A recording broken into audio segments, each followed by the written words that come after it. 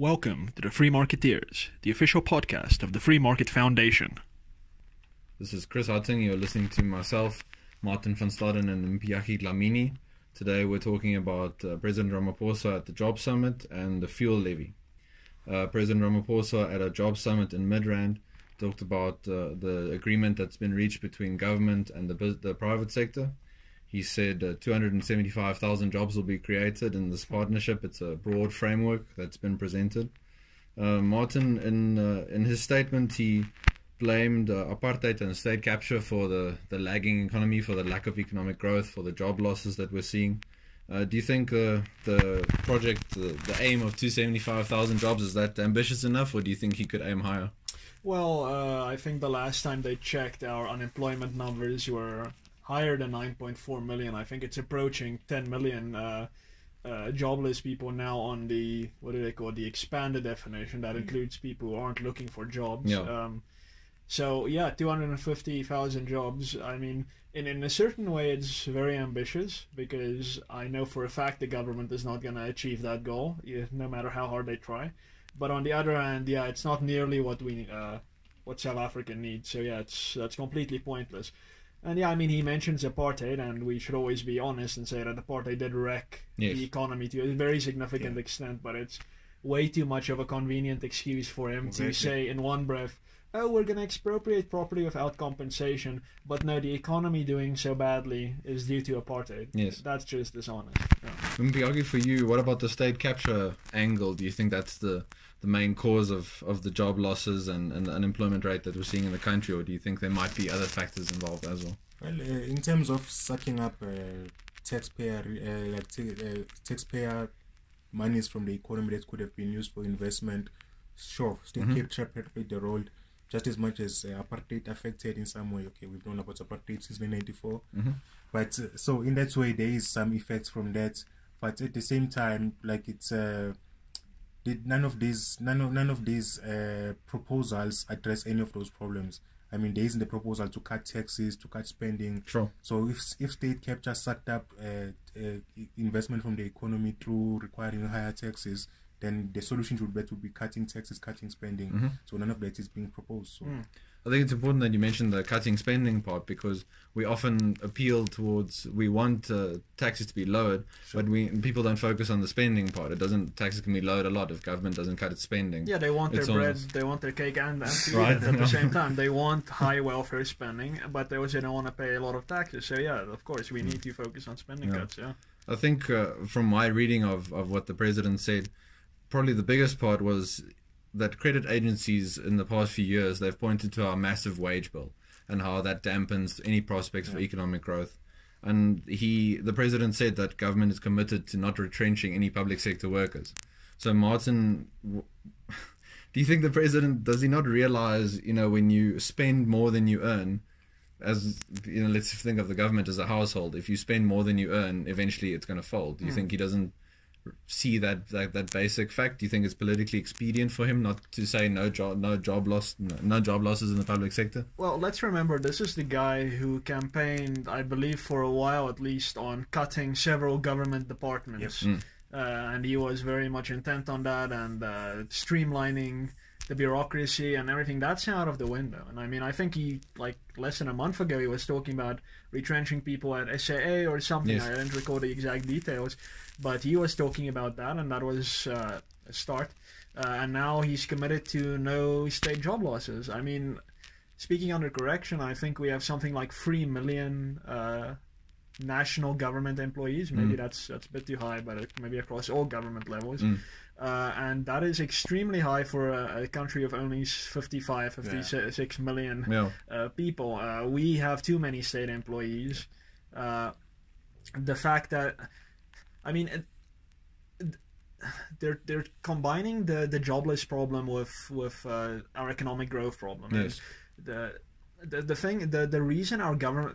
reason our economic growth is so low is partly due to the fact that we have a government that is this big. Yes. And with government saying, no, we're not going to cut jobs in government because we want to save jobs, that's self-defeating. Yes. Yeah. If you want to create jobs, you need to cut the jobs in government. I mean, that may sound at the face of it very absurd, but if you want economic growth, which leads to jobs, we need a smaller government. I mean, it's ridiculous that the president and government would act committed to job creation and then still say, no, we need a bloated state. That's silly. I think it might be part of the ideology or the thinking that wealth and the economy is a fixed entity. There's no, so government, the bigger the size of the economy government takes, the less there's for other people, but they don't see it as growing the economy in that way if they're not intimately involved. And I mean, it's also part of the view that they need to, if the government isn't going to give things to us, then where are we? We're incapable clearly as private citizens of building businesses and trading and growing, that sort of thing. Just before you continue, I just wanted to touch on that point just to make it clear to like people listening that might not understand why that is what you've just said now, Chris. Is that government can't like they don't have productive activities. Only the private sector engages in productive activities. Right. Government activities lead to the opposites. They lead to less money available in the private sector for investment, which is why it affects economic growth negatively, which is why it leads to less jobs being created, economic growth. So that's why that is. Yeah, government creates no wealth. Everything it has, it takes from the private sector. Yeah. So for government to create jobs inside of itself is at best it is inefficient, but at worst it's completely just a waste of money. Rather the only jobs that need to be created are private sector jobs. Forget about state jobs. Just cut.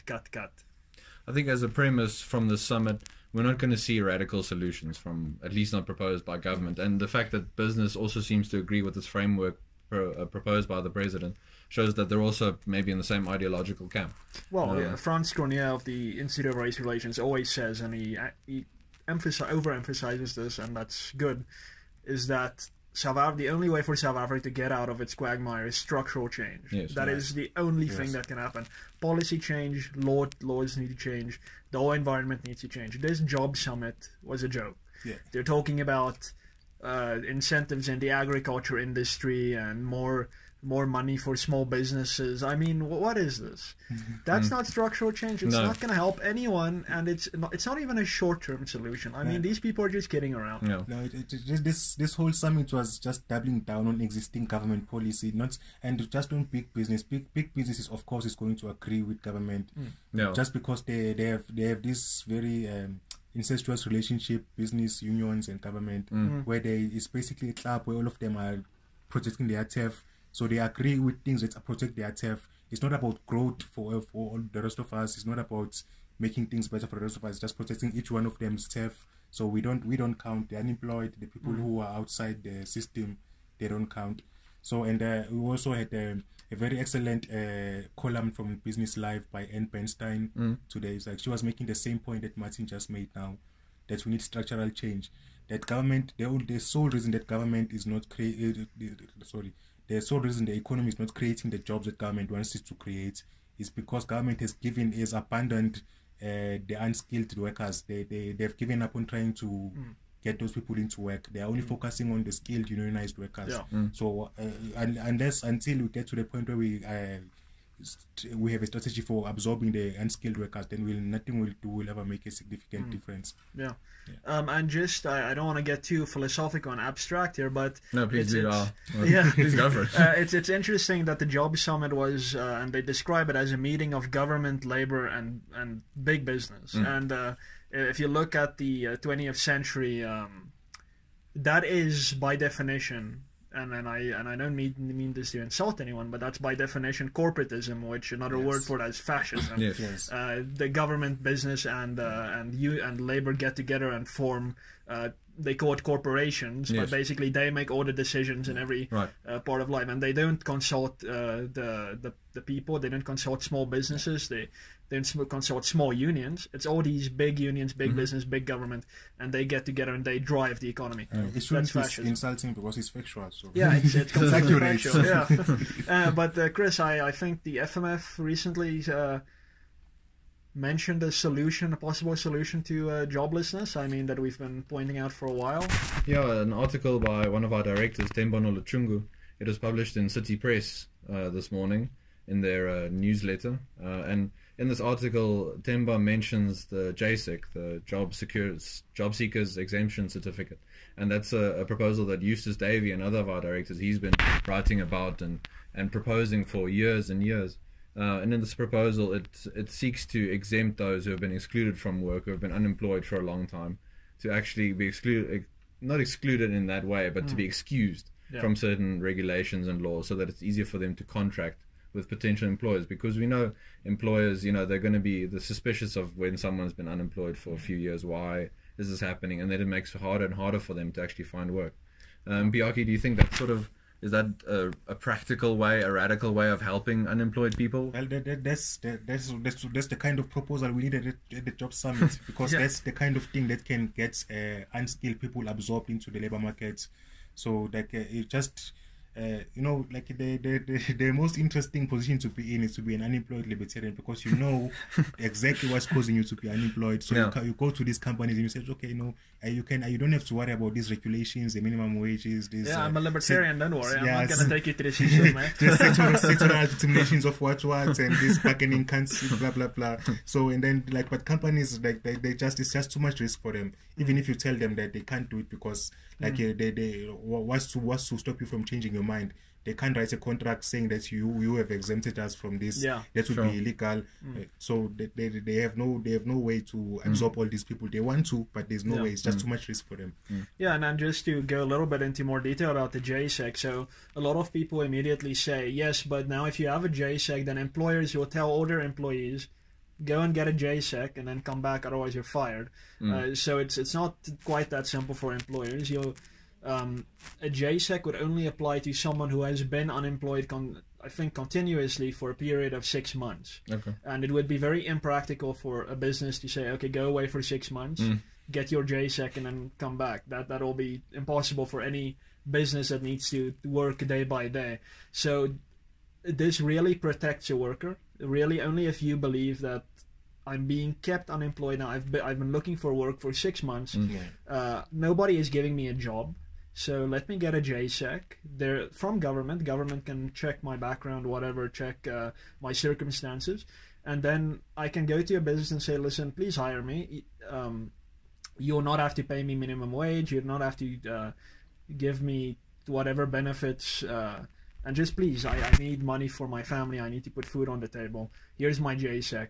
And then with that, I think the JSEC itself also has a time limit, so you can't be exempted forever. Right. So we are a country of laws. We have labor laws that are intended to, but do not necessarily protect vulnerable workers.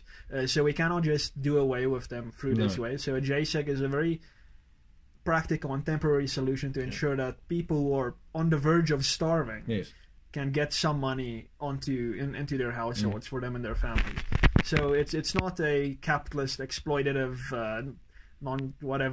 thing that's gonna just be unfair towards wild west kind of thing. It's none of that. It's a very systematic process with oversight and so forth. And I mean, it's a very practical thing, and I think anyone who considers himself a progressive, even socialist, should really get behind a proposal. So what you're saying, Martin, is that you want to have all these unemployed people providing competition to unionized workers. I can never complain about a bit of competition. I mean, geez, we need some more productivity coming out of South Africa, and this is one way to get there. But I agree with you 100%, obviously. But unions are going to fight this. I can already predict. They will fight it tooth and nail. But what can one do? I mean, they're fighting for their members' interests. So at some level, we should understand that. Which goes to a point that a lot of people assume that unions are fighting for the same things that they are, like getting more jobs for people. But any membership-based organization, like in the private sector or anywhere, they're acting rationally. They're protecting their members. It's not about.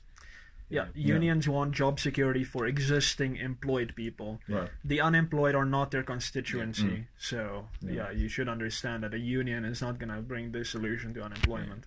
Hey guys, I think we've unpacked the job summit and our review of that quite well. just our last topic for today. The fuel prices once again Yeah. increased, so I'm probably going to buy a bicycle very soon. Yeah. I think that'll help because, fitness, all that sort of stuff. Why not do some more cardio?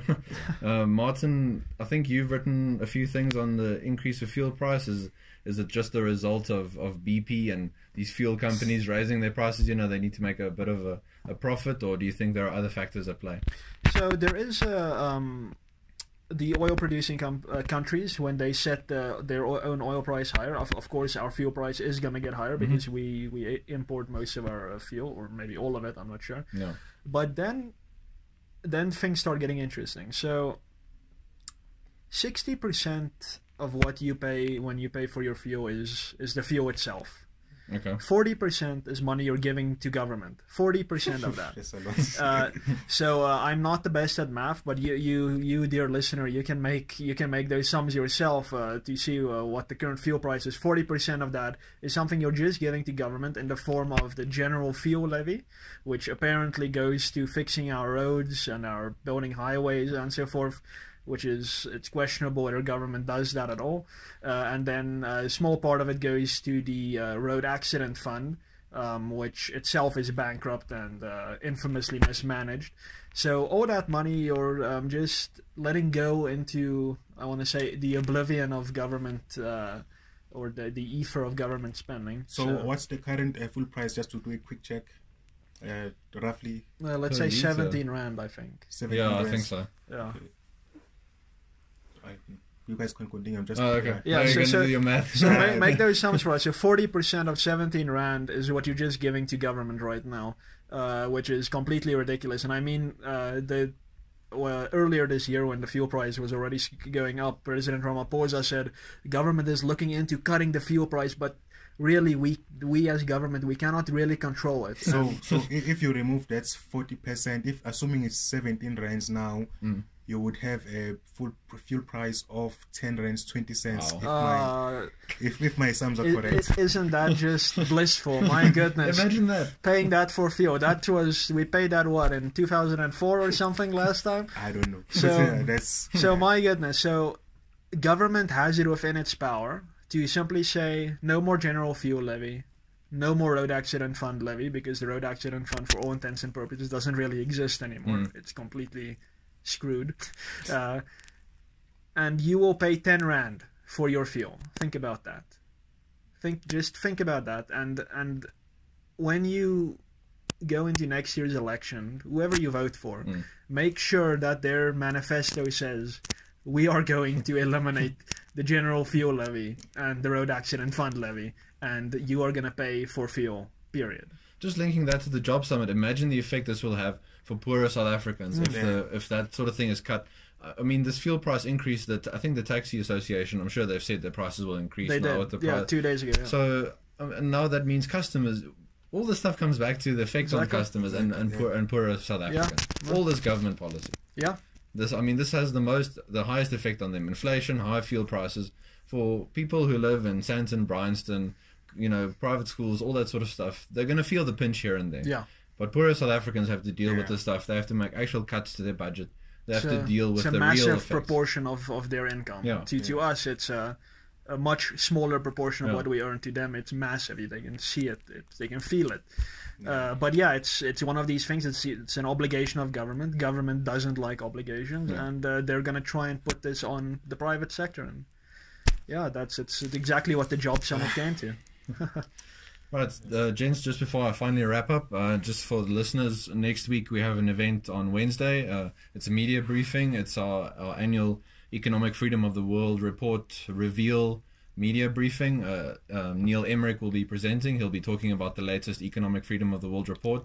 And in this report, we'll receive a lot of data, and we can see where the government, how the government influencing the economy, all this stuff, whether it's grown, whether it's shrunk. It's produced by the Fraser Institute, so we'll have a lot of data to use. You can look forward to a lot of articles and hopefully interviews by us on this topic, so that we can see the real world implications of government spending and all the stuff on our economy, and see where South Africa ranks this time. We've been dropping consistently every year, which one can expect. We have less and less economic and personal freedom. So let's see where we are. So if you're interested, please go to the FMF website and click on the events banner and register and join us next week, Wednesday at 11 a.m. That's on the 10th of October. Excellent. Perfect. Okay, guys, thank you very much for joining me. Martin, where can the listeners find our work? Where can they follow us? Okay, so first port of call is always the Free Market Foundation's website, freemarketfoundation.com. Then follow us on Twitter, that is at FMF South Africa. On Facebook, our Facebook page name is Free Market Foundation South Africa, but you can just put in the URL FMFSA. And of course subscribe to this YouTube channel and like this video. Yeah, guys, thank you very much for joining me. Listeners, thank you for joining us. See you next week.